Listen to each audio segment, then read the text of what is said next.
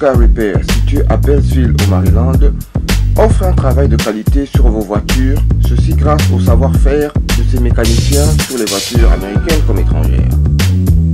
Pour vous assurer un bon entretien de votre véhicule, une seule adresse, 11 401 Somerset Avenue, Beltsville, Maryland, 20705, numéro de téléphone 240 547 0799. Bienvenue sur 5 sur 5 Média, Nicolas Panda à votre service.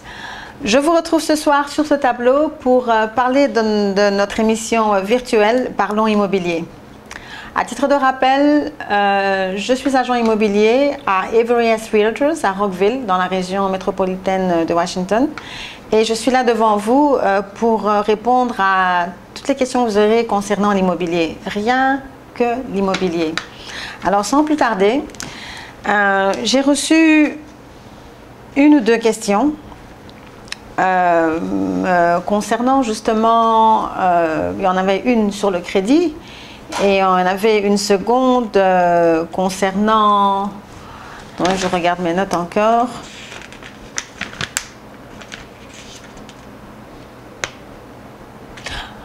l'inspection immobilière. Bon, une question m'a été posée, la question qui m'a été posée justement concernait, on me posait la question de savoir si lorsqu'on a un crédit, lorsqu'on veut acheter une propriété, qu'est-ce qu'il faut faire justement pour, quand son crédit n'est pas assez bon, qu'est-ce qu'on peut faire justement pour le improve, comme on dit en anglais, donc pour l'améliorer. Il y a certaines démarches à faire, au fond elles ne sont pas très compliquées, et puis après ne vous basez surtout pas sur ce que les gens vous disent, bon on connaît des gens qui peuvent, qui peuvent effacer les notes de votre crédit et tout. Les gens ne le font pas, au fond la seule chose qu'ils font, c'est-à-dire que l'information est enlevée à titre temporaire, donc ça vous booste un peu le crédit, et après ça l'information va revenir parce que ce sont des informations qui proviennent de sources bien légitimes et qui sont sur votre crédit. Donc si vous avez un crédit qui n'est pas bon, disons qu'il est en dessous de 640, qui, je vais le considérer, puisque nous parlons FHA, nous ne parlons pas conventional loan, qui considère justement le minimum acceptable pour un financement du Federal Housing Administration Loan. Chaque année, pour les gens qui habitent sur le territoire américain, chaque individu a droit par an à un credit report gratuit sans conséquence sur son credit report. Prenez le temps, appelez Equifax ou bien allez en ligne et vous avez l'option, on vous demande justement si vous voulez utiliser l'option qui vous donne la possibilité de prendre de tirer votre crédit, disons votre opportunité annuelle. Prenez-la, mais bon, je crois que la meilleure chose à faire, parce que celle-là, bien sûr, elle vous donne les informations de votre crédit, mais elle ne vous donne pas forcément votre score, le credit score. Serrez-vous un peu la ceinture, payez les $9.99 qu'on vous demande, peut-être un peu plus, ça dépend. Tirez votre crédit avec le score que vous avez à partir d'aujourd'hui. Vous le regardez, disons que votre crédit est à 540 au lieu de 640. Bien sûr, on vous détaille ce que vous avez sur le crédit. Il y a des situations qui peuvent être arrangées directement sans aucun problème. Mais bon, il y en a qui ne peuvent s'améliorer qu'avec le temps. Par exemple, si vous avez un judgment sur votre crédit, ça vient sous, c'est-à-dire que quand il est indiqué sur votre crédit, ça vient sous deux formes. C'est-à-dire que bon, si vous aviez un judgment et que vous n'avez pas payé, ça vous indique judgment et ça vous met le montant que vous deviez pour lequel vous avez un judgment dessus. Si vous prenez le temps de recontacter les avocats qui vous ont collé le judgment sur le crédit et que vous essayez de work it out, c'est-à-dire que bon, vous trouvez une solution à l'amiable avec la compagnie, vous faites un arrangement où vous commencez à payer, bien entendu. Vous aurez toujours le judgment, mais une fois que vous aurez fini de régler le problème, vous aurez ce qu'ils appellent un certificate of satisfaction, c'est-à-dire que le jugement sera là, mais le montant sera zéro parce que vous avez payé, vous avez fait l'effort de payer. Au moment où vous faites ça, ça va rebooster votre crédit un tout petit peu. Bien sûr, là, je suis en train de parler des cas extrêmes.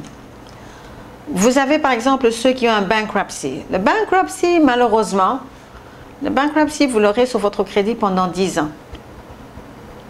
Mais ce que vous pouvez faire justement pour arranger votre situation, c'est de tenir compte de ce que vous avez comme autre dégâts sur votre credit report et d'essayer de payer des petits, parce que vous savez, je crois que vous serez d'accord avec moi, quand vous tirez votre crédit, quelquefois, ce qui vous a bousillé votre crédit, c'est une petite facture de rien du tout. $30, $40, $70. I mean, come on. Un câble, par exemple, bon, vous aviez Comcast, vous n'avez pas remis les équipements à temps, et bien sûr, bon, on vous le charge de votre crédit, ou bien soit vous étiez parti d'un appartement, vous êtes peut-être parti avant terme ou après terme, bon, vous avez négligé de payer les quelques jours qui restaient, ou bien sûr, ils l'ont mis sur votre crédit. En général, vous savez, ceux qui bousillent vraiment le crédit des gens, ce sont des petites choses qui, franchement, ne valent pas la peine que votre crédit soit endommagé de cette façon-là. Donc, tirez votre crédit, parce que le crédit est toujours bien détaillé. Regardez tout ce que vous avez comme charge dessus. Et maintenant, allez, parce que je vous ai demandé d'utiliser, si vous pouvez, hein, serrer la ceinture un petit peu, payer le $9.99 ou bien $12.99. To be honest with you, I really don't know exactly. I mean, I don't remember combien c'est. Pourquoi est-ce que je suis en train de combiner les langues ici? C'est pas grave. Vous tirez votre code de crédit, vous prenez l'option qui est payante. L'option qui est payante, celle qui vient avec votre credit report, il y a une section qu'on appelle le Credit Simulator. Et le Credit Simulator, en fonction de votre crédit, il vous donne des options. C'est-à-dire que vous avez tout ce que vous devez, tout ce qui est sur votre crédit. Et ça va vous suggérer, si vous payez telle chose ou vous faites telle action pour éliminer cette dette-là, votre crédit augmentera de tel point. Si vous payez telle facture ou bien vous éliminez, you paid off, ou bien si vous décidez, par exemple, vous avez une facture sur laquelle vous ne payez qu'un minimum et vous décidez de payer un peu plus pour liquider la dette un peu plus rapidement, ça va vous donner un certain... Ça va vous dire, donc ça va vous donner une simulation justement de ce que votre crédit sera. Donc c'est à vous de faire, bien sûr pour cela, comme je vous ai dit, payer les 10 ou 12 $ qu'on vous demande pour ça, peut-être un peu plus, mais je suis sûre que ce n'est pas catastrophique. Mais ça va vous aider plus au lieu d'aller... au lieu d'essayer autre chose, parce que la personne que vous allez aller trouver pour arranger votre crédit, elle va vous demander de l'argent. Et le résultat, il sera quoi? Vous devez vous donner, vous devez vous discipliner. Vous vous souvenez l'émission, je crois que c'était la première émission et tout, quand vous établissez un plan budgétaire pour vos maisons, que ce soit pour la location, que ce soit pour l'achat d'une maison et tout, un des facteurs était que vous devez justement vous tenir à un plan strict, mais vous devez le respecter. Donc si vous avez cette discipline-là de pouvoir vous contrôler et de pouvoir gérer vos dépenses sans qu'il y ait un petit coup de pouce derrière et tout, s'il vous plaît, allez-y, tirez votre compte. Vous n'avez pas besoin franchement d'éléments extérieurs.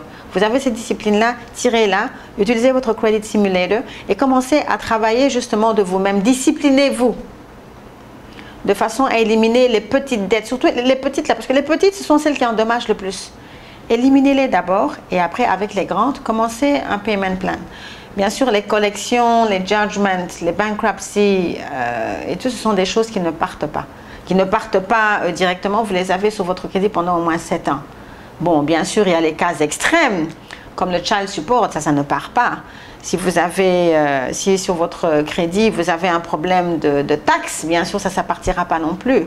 Si vous avez un student loan qui n'a pas été payé, ben ça, vous le gardez jusqu'à la fin de vos jours. Donc, bien sûr, c'est valable pour les 2 précédentes que j'ai nommées, donc le child support et les taxes, justement, et les student loans. Mais pour les autres, pour ce que vous avez d'autres et tout, essayez, utilisez la simulation et tout, disciplinez-vous. Et essayez de le faire, parce que vous pouvez le faire sans qu'on vous y oblige. Et une fois que vous le faites, vous allez voir, après 3 mois, après 6 mois, essayez cette fois-là maintenant de retirer votre crédit et vous voyez que ça va improve petit à petit. Mais bien sûr, quand vous devez purger vos dettes, quand il vous est demandé de purger vos dettes et tout, vous devez, vraiment vous avez besoin de beaucoup de sang-froid. Et vous avez besoin de beaucoup de caractère, justement, parce que c'est pas aussi facile. Vous savez, moi je vous le dis, je suis en train de vous le dire, je dis bon, faites ceci, faites cela et tout ce qui s'ensuit.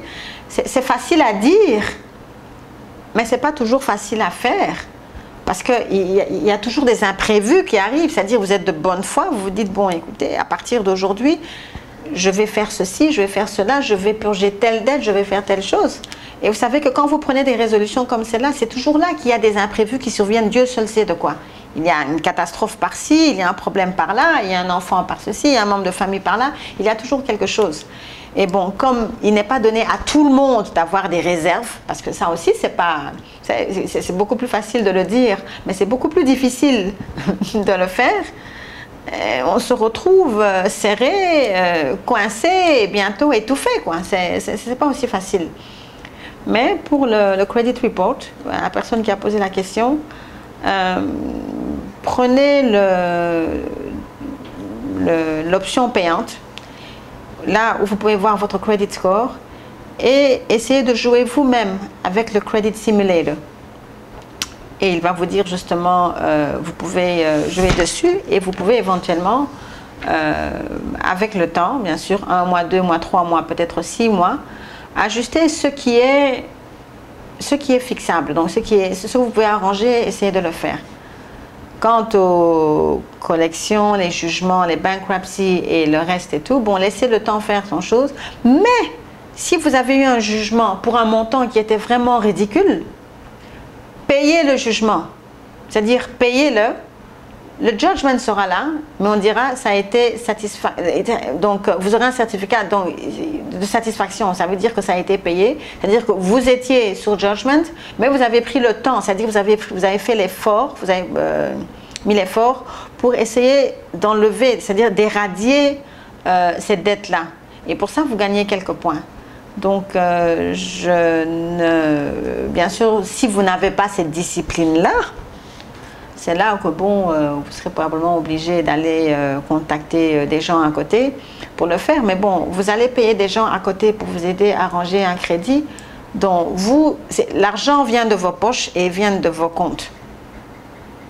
La personne que vous payez ne peut vous donner que des conseils que vous allez trouver justement sur le web et même sur Equifax et les autres compagnies.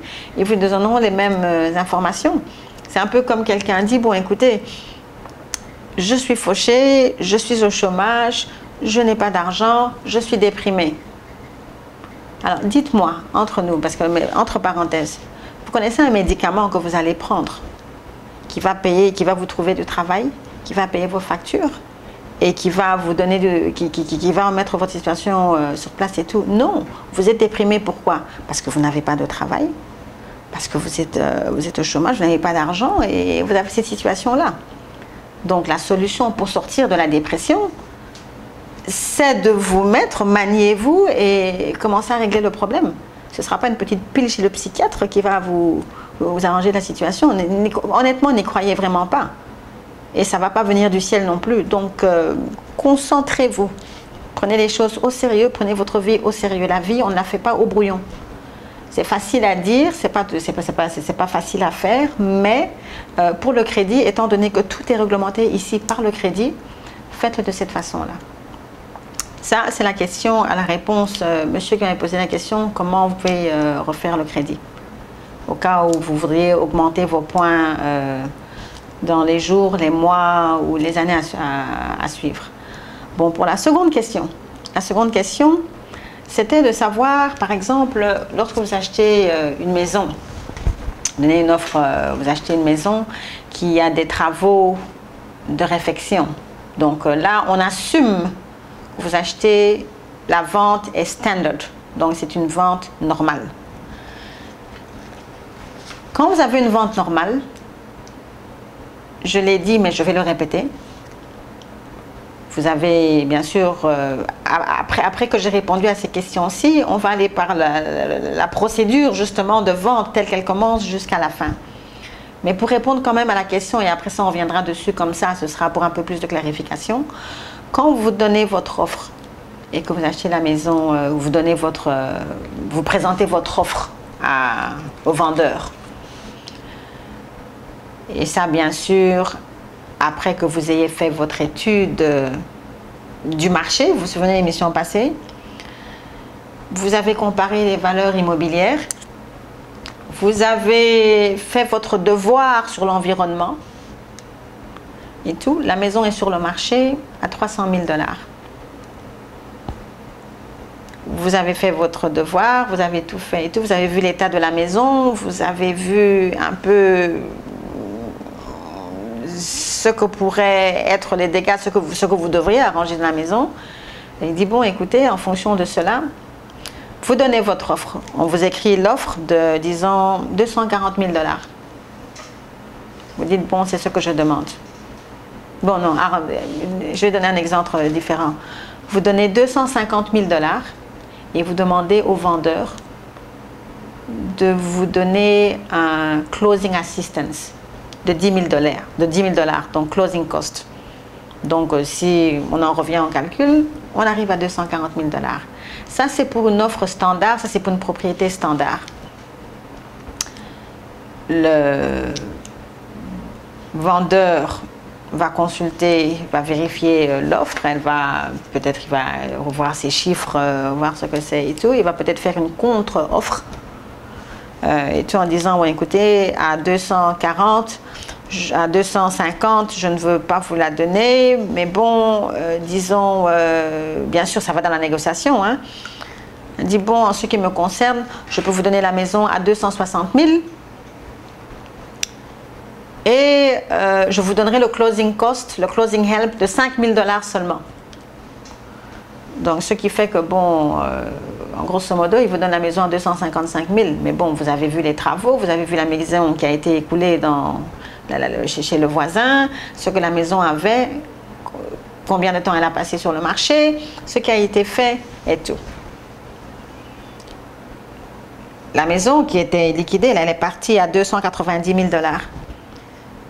Et la maison de vos rêves, que celle que vous avez devant vous, elle n'a rien, elle a rien, mais elle a vraiment rien de ce que l'autre maison avait. Bon, il vous dit, je vous donne ceci, ce sera 260 000, 255 000. Bien sûr, you go back and forth, hein, c'est l'un et l'autre, vous discutez et tout. Disons que bon, vous êtes arrivé à une solution. Le problème sera ceci, bon, la maison en fin de compte, ce sera 265 000. Et vous aurez peut-être 5 000 $ de closing cost. Donc, disons que vous arrivez à 260 000 $. Ça, c'est pour une vente normale. Donc, vous savez quoi, sans même le vouloir, on va tout simplement sur l'émission. Donc, monsieur ou madame qui avait posé la question pour l'inspection et si on peut déduire les coûts et tout, c'est l'émission, on y va. Vous avez vos 265 000 avec 5 000 $ de closing cost. Vous vous êtes mis d'accord, c'est bon, l'offre est ratifiée, c'est-à-dire que le vendeur a approuvé, il a initié, il a approuvé, il a signé, bref, vous avez un contrat.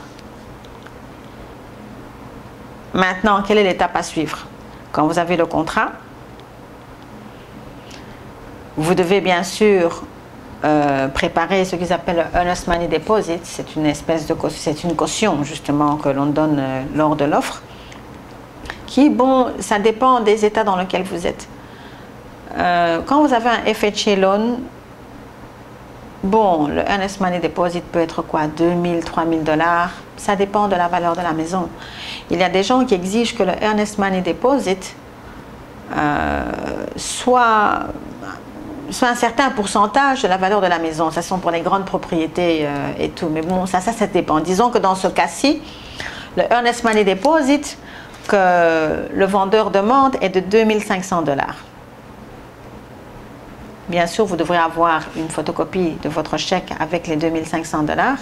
Et comme le contrat est ratifié, vous devrez remettre ces 2500 $ en escrow. Donc, ça ira soit chez le notaire qui fera la transaction finale, soit elle sera écrite, le chèque ira chez le broker, donc le représentant du vendeur, ou bien soit le chèque sera écrit et sera gardé chez le broker du représentant de l'acheteur, donc de ce côté-ci. Vous avez cela et tout. Première chose, vous devez demander un home inspection. Et c'est là maintenant où on va traîner un tout petit peu. Vous demandez une inspection de maison, professionnelle et approfondie, parce qu'avec une inspection de maison, on va pratiquement partout. Les appareils ménagers, la structure de la maison, ce qu'il y a, les toitures, c'est-à-dire que la maison est passée en revue. Il est possible qu'il y ait des facteurs que l'inspecteur de maison peut rater, parce que bon, vous savez, ça arrive, hein, ce sont des êtres humains après tout. Mais bon, le grosso modo, c'est-à-dire en gros, ils vont passer la maison au peigne fin pour voir bon, vos robinets, vos baignoires, si vous avez un jacuzzi, si le moteur passe comme il faut. Si vous avez, c'est-à-dire que tout ce qui est lié à la maison passera justement sous le collimateur de l'inspecteur de maison. Quand l'inspecteur de maison aura fini son évaluation, il va faire un report, donc un Home Inspection Report. Et dans son Home Inspection Report, qu'est-ce que l'inspecteur de maison va faire? Il va mettre point par point, certains d'entre eux même mettent des photos, de ce qui est défectif dans la maison. Que ce soit le faucet, que ce soit un basement qui leak, que ce soit qu'il y a de la moisissure, que ce soit la toiture qui est trop vieille, qui a besoin d'être remplacée, que ce soit des fenêtres défaillantes, que ce soit les termites qui ont des... Enfin, la maison est pagnée, la maison est pagnée, la maison est passée au peigne fin. Il va faire son rapport complet, que l'acheteur justement va...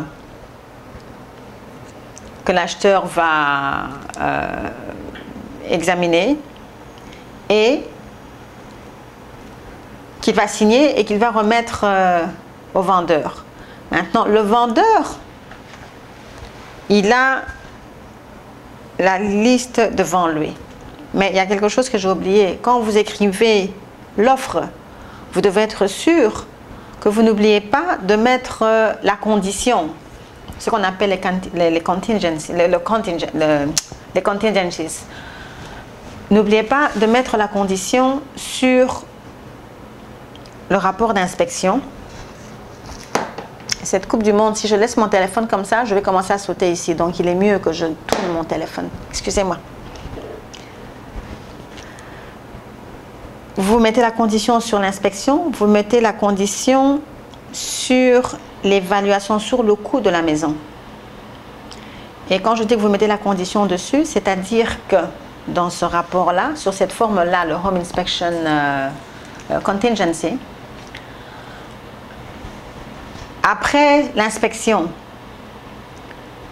une fois que le rapport a été remis au vendeur, au propriétaire de la maison, il a 7 jours pour examiner le rapport. Il a 5 jours pour vous répondre, pour commencer à répondre à ce qu'il va arranger sur la liste du rapport qu'il a reçu. C'est-à-dire, il vous soumet le rapport en disant, bon, écoutez, vous avez une liste de 20 éléments que vous demandez que je remplace et tout. Bon, il y a trois possibilités ici. Soit il accepte de remplacer tout ce qui est défectif dans la maison. À ce moment-là, il n'y a pas de problème.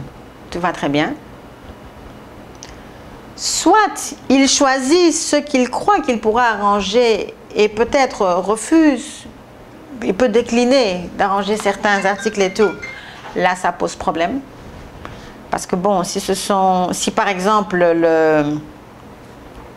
le vendeur refuse par exemple disons que la toiture de la maison est défective et qu'il a un problème, il ne veut pas remplacer le toit, là ça va commencer à poser problème. Mais bon, il est possible qu'ils disent, bon écoutez, vous savez quoi, je ne vais pas arranger la toiture, je ne vais pas la remplacer, mais on peut s'arranger autrement. Dans ce cas-là, ça nous laisse encore sous le contrat.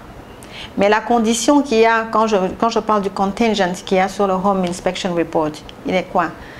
Vous mettez la condition que si le vendeur refuse d'arranger les éléments qui sont défectifs dans la maison, le contrat est résilié, il devient nul. Donc, le Home Inspection Report est là, il regarde les éléments, soit il fixe, soit il ne fixe pas. S'il ne fixe pas, you can get out of it. Et c'est ça justement ce qu'on appelle le contingent, la condition. Bon, si maintenant il accepte d'arranger, soit il dit que bon, écoutez, je vais tout payer, je vais arranger, c'est bon, contrat il y a, tout continue. S'il dit, bon, écoutez, je peux arranger certains éléments, mais pour le reste, je veux bien arranger, mais je n'ai pas les moyens de l'arranger. C'est là où je vais répondre à votre question. Il peut, vous voyez, le prix de vente de la maison a été négocié à 265 000, n'est-ce pas? Il peut dire, bon, pour la toiture, pour remplacer la toiture de la maison et tout, ça revient à 10 000 $. Là, il peut accepter et dire que bon, ils peuvent s'entendre avec l'acheteur et dire, bon, sur le prix de 265 000 $ et tout, au settlement, on va remettre 10 000 $ à l'acheteur pour réparation de la toiture. Ça, c'est un compromis. C'est-à-dire qu'il accepte, mais bon, il n'a peut-être pas de liquidité, et il est prêt à baisser le prix de sa maison et tout. Mais ça se fait avant, vous n'avez pas besoin d'aller prendre un loan, parce que ça, c'est un standard sale. Un standard sale, il y a le problème, le vendeur fixe. Si c'est un short sale, si c'est un foreclosure, si c'est un bank own, ça c'est un autre problème. Le propriétaire de la maison, la personne qui est le vendeur est la banque, et la banque ne paye pas. Mais pour ce genre d'achat-là, pour un standard sale, yes, le vendeur a le devoir de le faire. S'il ne veut pas, avec la condition, le contingent que vous avez mis sur le Home Inspection, you can get out of it. Et il a un certain nombre de jours, justement, pour répondre et arranger le problème. Et pour être sûr qu'il a arrangé le problème, vous savez que, parce que jusque-là, le contrat n'est pas fini, le contrat est il est en voie de finition. Ça veut dire qu'à n'importe quel moment, s'il y a une anomalie et tout, il y a moyen de résilier le contrat. Donc jusque-là, que ce soit les reçus et tout, parce que bien sûr, quand vous achetez une maison, il y a une inspection finale que la personne fera, le vendeur devra vous présenter les reçus de ce qu'il a payé pour les travaux de réfection qu'il a fait dans la maison avant que la maison ne soit reliée justement à l'acheteur. Et si les conditions ne sont pas remplies, et c'est arrivé, et ça va arriver, et ça continuera à arriver, il peut ne pas avoir settlement, la vente n'aura pas lieu. Et le contrat peut être résilié justement si ces conditions-là n'ont pas été respectées. Donc ça, c'était pour le Home Inspection. Donc pour dire si on peut prendre de l'argent et arranger, par exemple, négocier le prix de la réparation de la maison dans le prix de la maison, c'est entre vous, l'acheteur, et le vendeur. S'il est d'accord, c'est bon, parce que vous voyez, c'est un marché. Il y a l'offre, il y a la demande. Bon, faites ceci, donc je fais ceci, vous faites cela, vous faites ceci, vous faites cela. Vous voulez ceci, bon, à condition qu'il y ait ceci, cela. C'est tout un marchandage, c'est toute une négociation, justement, du début jusqu'à la fin. Parce que cette négociation-là ne prendra fin que quand vous aurez signé le settlement, le final settlement. C'est pas grave, j'ai pas besoin de traduire ça, vous comprendrez. Donc, ça, c'est pour le rapport de l'inspection de maison. Qu'est-ce que vous devez faire d'autre dans le processus de l'achat de la maison? Vous devez faire ce qu'on appelle le termite, les inspections pour les termites et les insectes. Pour les gens qui ont des condos, et les condos sont situés au 3e étage et tout, le problème de termites ne se pose pas parce que les termites ne montent pas les escaliers et ne prennent pas les ascenseurs. Donc, ça ne pose pas de problème. Par contre, ceux qui sont situés au rez-de-chaussée, les condos qui sont situés au main level, les townhouses, les single home families, et vous savez que nos maisons ici sont construites les fondations bien sûr sont en béton et tout, mais les maisons elles-mêmes, elles ne sont pas en briques toujours. Et vous avez besoin de ça parce que si vous ne faites pas l'inspection des termites et tout, votre maison, un jour arrivera, elle va s'écrouler et vous ne comprendrez pas pourquoi. Et quand vous faites cette inspection de termites, bien sûr, les frais, en général c'est 35 à 45 $. Ce que vous payez pour la demande d'inspection, c'est toujours à la charge de l'acheteur. Mais s'il s'avère que la maison a des termites, c'est au vendeur, parce que c'est lui qui était propriétaire de la maison, de s'occuper du problème là, parce que tuer les termites et s'occuper du termite treatment, ça coûte assez cher, ça peut aller de 350 à plus haut. Et il est bon que le vendeur justement le fasse. Après le termite inspection, vous avez une autre évaluation qu'il faut faire. Celle-là, c'est le appraisal. Si vous avez un conventional loan, un loan normal, vous avez mis 20% down et tout, le problème ne se pose pas parce que la banque elle-même, puisqu'elle finance et qu'il y a un mortgage insurance, elle envoie ses propres évalueurs, donc les appraisers, pour aller vérifier l'état de la maison et l'évaluer et lui donner un prix. Quand vous avez fait votre contrat, j'ai mentionné le Home Inspection Contingency, mais j'ai mentionné justement l'évaluation qui est ce qu'on appelle l'Appraisal Contingency. L'Appraisal Contingency, le vendeur est là. Il vous a donné la maison en 265, n'est-ce pas? Mais bon, vous vous êtes arrangé à cause de tout ce qu'il y a de défectueux dans la maison et qui n'est pas en mesure de payer et qui n'est pas en mesure d'arranger directement, qu'il vous donne 10 000 $. Mais ça n'a rien à voir avec le prix de la maison. Ça, c'est ce qu'il est d'accord justement de payer. S'il avait ce cash-là, il l'aurait payé pour arranger la toiture de la maison, mais il ne l'a pas, alors il le négocie sur le prix de la maison. Maintenant, quand votre appraisal va venir, donc l'évalueur va venir, il va évaluer la maison, voir ce qu'elle a, ce qu'elle n'a pas et tout, et il va donner un prix. Mais avant que je n'aille sur là, attendez que je revienne en arrière. Le appraisal est quoi? C'est-à-dire que le vendeur accepte qu'après évaluation de la maison, le prix que l'évalueur justement aura décidé de la maison et ce que vaudra la maison après évaluation, le vendeur accepte justement de se conformer à ce prix-là et il va signer.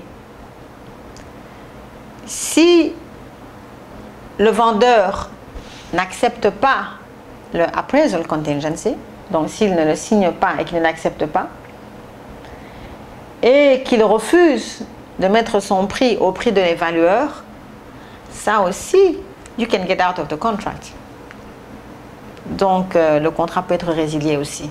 Donc pour revenir maintenant où j'étais, l'évalueur est venu et examiner la maison et s'est rendu compte que la maison pour ce qu'elle a et pour ce qu'elle vaut, elle vaut 240 000 $.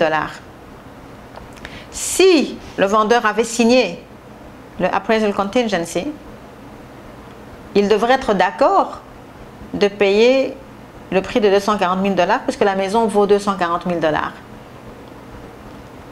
Ça, c'est en plus des 10 000 $. Ça c'est justement, les 10 000 $, non, hein, les 10 000 $, il arrange la maison. Hein. Il arrange la maison, ça n'a rien à voir avec le montant de l'autre côté. La maison, il l'avait mis sur le marché à un certain prix. La maison est évaluée à 240 000 $. Donc, elle vaut 240 000 $, selon ce que c'est sur le marché.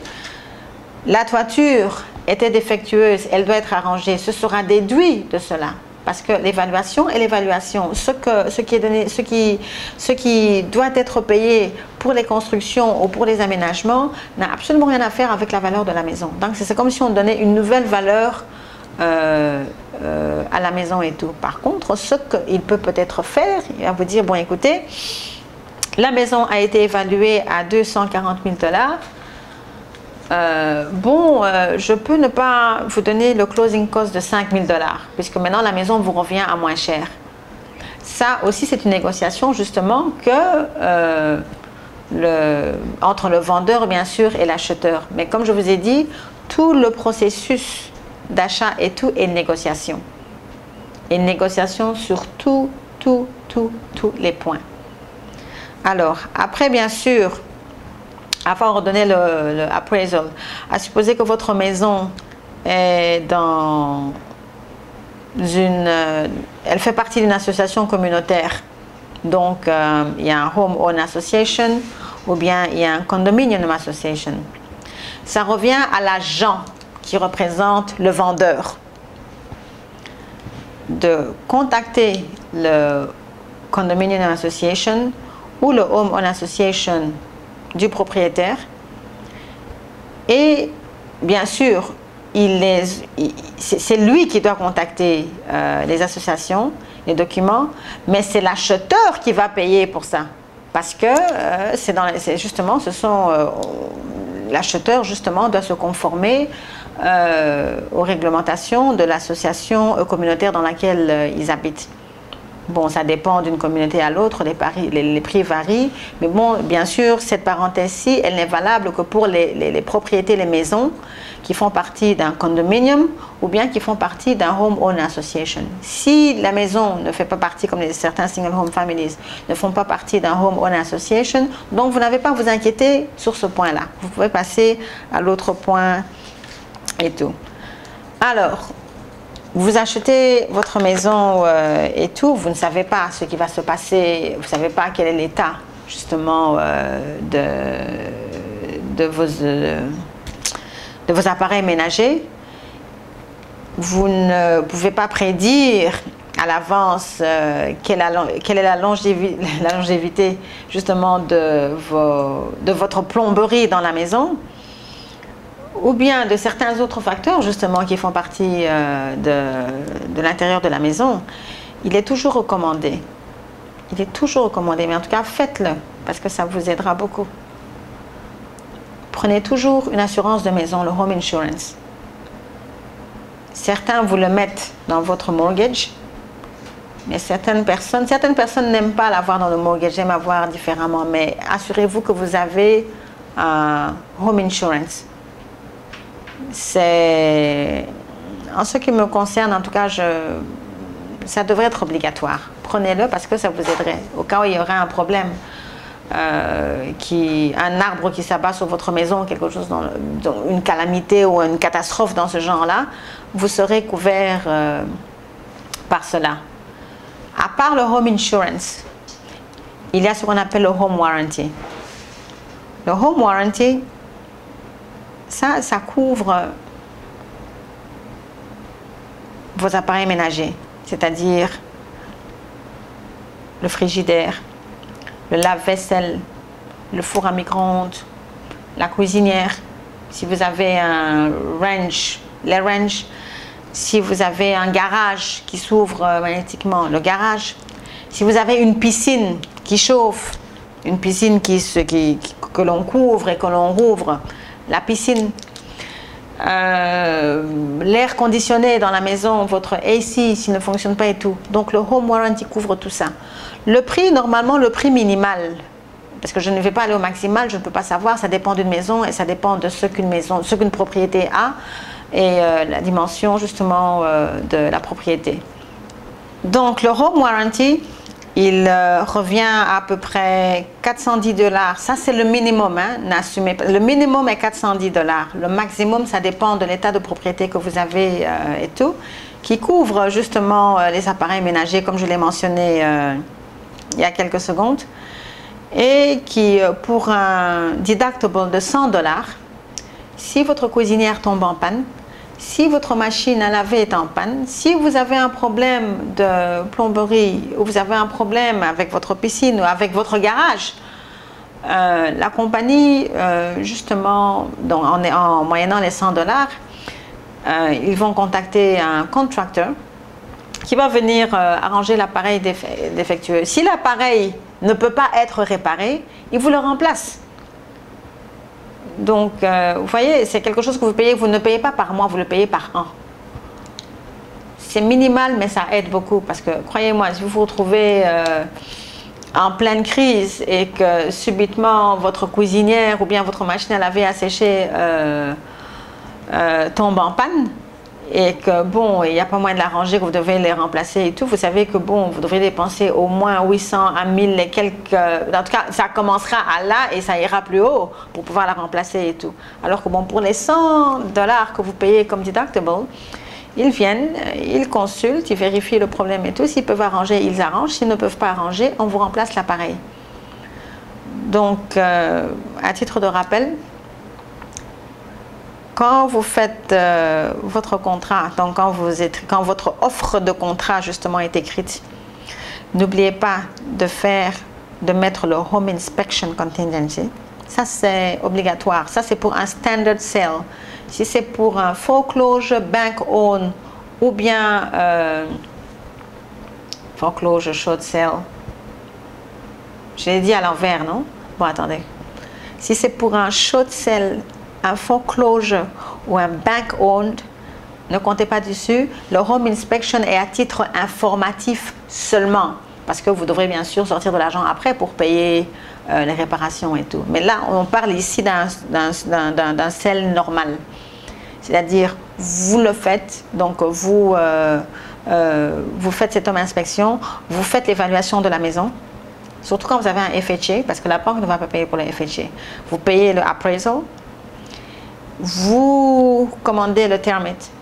Parce que pour les gens, et comme je l'ai bien dit, c'est pour les townhouses et les single home families et les condos qui sont situés au main level, au niveau du sol. Deuxième, troisième, quatrième étage, le termite ne s'applique pas parce que comme je vous l'ai bien fait remarquer tout à l'heure, les termites, ça ne monte pas les escaliers. Donc, cela étant fait bien sûr pour ceux qui vivent dans des associations communautaires comme les Homeowner Association, cela, les documents, ce qu'ils appellent le resale package, doit être ordonné. Vous vous assurez bien sûr que que les contingencies, comment je vais expliquer ça en français? Donc les contingencies sont... Non, je vais même pas le dire en français parce que ça ne va même pas venir, ça ne va même pas sonner bien. Donc il vous faut un removal of the home inspection contingency et un removal du appraisal contingency. Removal, c'est-à-dire le vendeur a accepté de régler les problèmes d'effectifs dans la maison. À ce moment-là, il signe le removal form, mais bien sûr, il doit vous présenter avec les reçus qui prouvent qu'il a arrangé le travail. Pour l'appraisal, comme je l'ai fait remarquer, la maison était à 265 000. Le vendeur, quand vous aviez donné l'offre, il a signé le appraisal contingency. L'évalueur, le appraisal, est venu et il a évalué la maison à 240 000. La maison, comme il a signé, la maison sera 240 000. S'il refuse de se mettre à ces 240 000, vous êtes out of the contract. Le contract est résilié parce qu'à ce moment-là, il n'y a pas de contrat. Mais au cas où il est d'accord, non seulement la maison coûte 240 000, mais les 10 000 $ là qu'ils devaient faire comme crédit, elles valent toujours parce que la valeur de la maison est de 140 000 et les 10 000 $ sont là que pour les travaux qui sont défectueux dans la maison, dont la toiture, qu'il offre bien sûr d'arranger. Bien sûr, après cela, il peut peut-être négocier en disant, bon, comme le prix n'est plus 265 000, bon, peut-être que je ne donnerai pas le closing cost. Mais bon, vous veniez déjà de 265 000, on comprend qu'il faut peut-être négocier, mais bon, c'est toujours une bonne affaire puisque non seulement il vous arrange ce qu'il y a d'abîmé dans la maison, ça c'est une chose, et vous avez la maison à 240 000. Comparé à la maison qui était vendue à 290 000 et tout, vous avez une maison qui a été arrangée et tout. Regardez, vous savez, c'est de la patience, c'est toute une technique. Vous y allez en courant ou bien vous avez un nom, on m'a dit, parce que ça c'est ce qu'on entend tous les jours. Non, non, we had a friend, he just told us. Oui, le friend told us, il n'a pas de licence, il ne s'y connaît pas les choses et tout. Il regarde la télévision de travers d'ailleurs et il vient vous donner une information qui n'est pas correcte. Et c'est bizarre que vous avez des gens qui croient ces gens-là par rapport à un professionnel qui leur donne des instructions. Mais bon, là, suivez les choses telles qu'elles sont. Parce que bon, cette procédure-là, elle est valable pour les 50 États des États-Unis et je suis presque sûre qu'elle est valable pour le Canada ou pour les gens qui sont en Europe. Donc, il n'y a pas de différence de ce côté-là. Et une fois que tout cela est fait,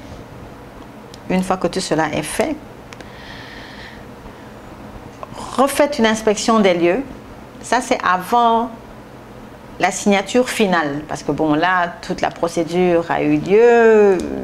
Vous vous êtes mis d'accord, les prix, les réparations. Vous avez reçu votre resale package. Tout est bon. Vous avez déjà un notaire, bien sûr. Le loan officer, le conseiller financier, est en train de travailler, est en train de mettre les dernières touches justement sur le contrat. Et bon, vous êtes presque parti, mais j'ai une parenthèse. Quand vous avez contacté un loan, vous avez reçu un pre-approval letter, donc une lettre de pré-approbation. On vous a approuvé votre loan, on va vous financer 250 000 $, vous avez la lettre avec vous, vous avez trouvé la maison, vous êtes allé, toute la procédure, vous l'avez suivie. Donc, vous vous rendez compte, vous avez dû votre crédit, vous avez eu toutes ces choses-là, vous avez choisi l'emplacement de la maison, vous avez dû faire votre choix, vous avez dû faire votre étude de marché, vous avez dû étudier les écoles, l'environnement. C'est-à-dire, vous voyez toute la procédure, là, ça prend du temps.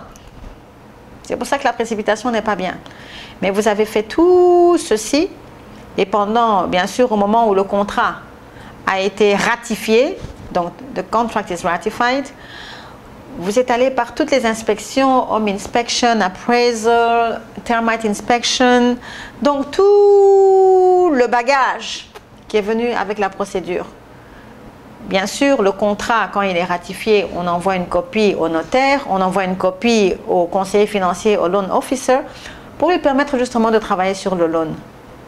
Quand vous avez une lettre où on vous dit pre-approved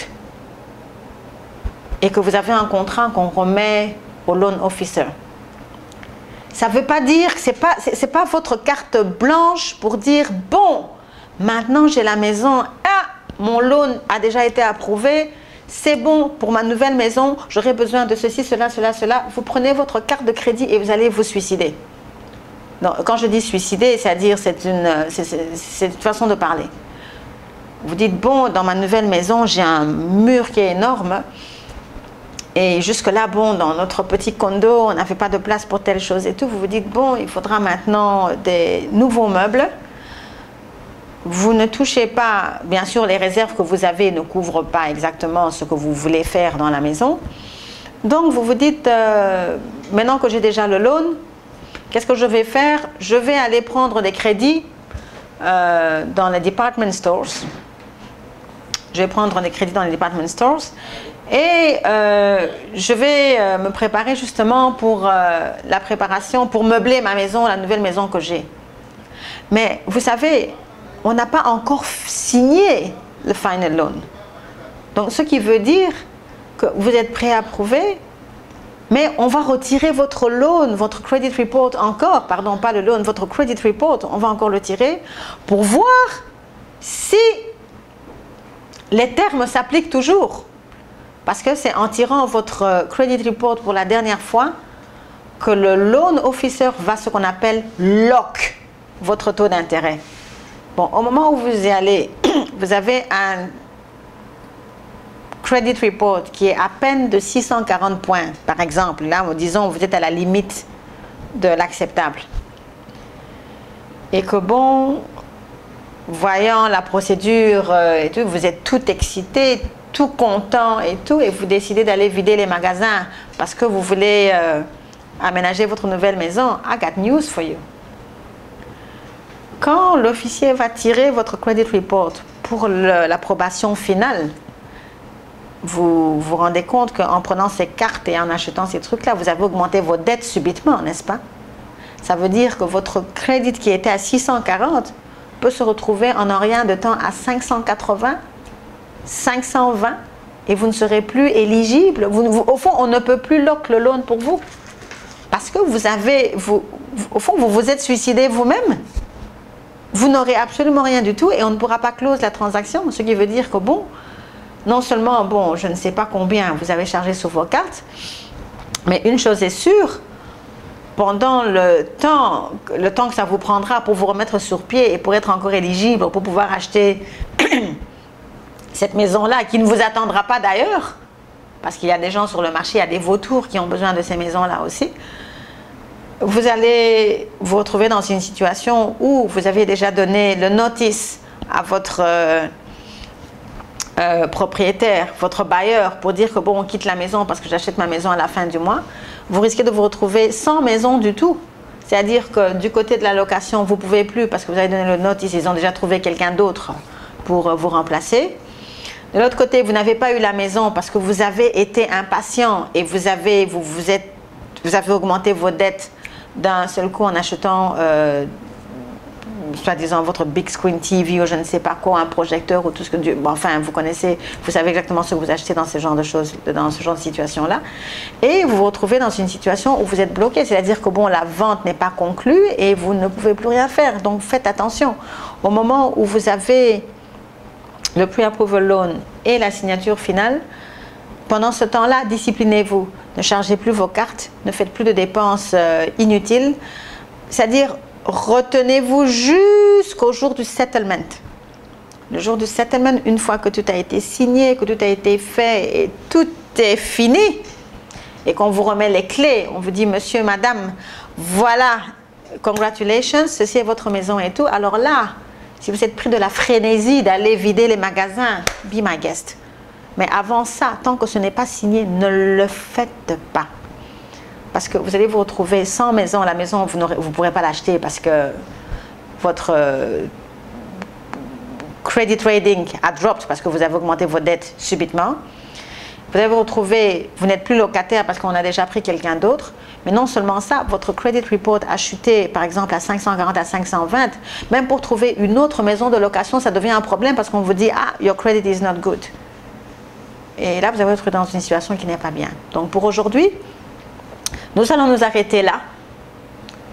Et comme d'habitude, je suis là pour répondre à vos questions. Vous en avez, en tout cas, n'hésitez pas. Qu'elles soient relatives au sujet dont nous avons parlé aujourd'hui ou bien un sujet différent, parce qu'il y a plusieurs sujets, bien sûr, comme vous le savez. Je suis là, je serai ravie. En tout cas, envoyez le courrier à 5 sur 5 médias. Et je vous répondrai dès que je pourrai. En tout cas, pour ce soir, passez une bonne soirée. Devinez quoi? La Hollande vient d'éliminer le Costa Rica. Donc, je suis très, très contente parce que je les supportais. Au revoir.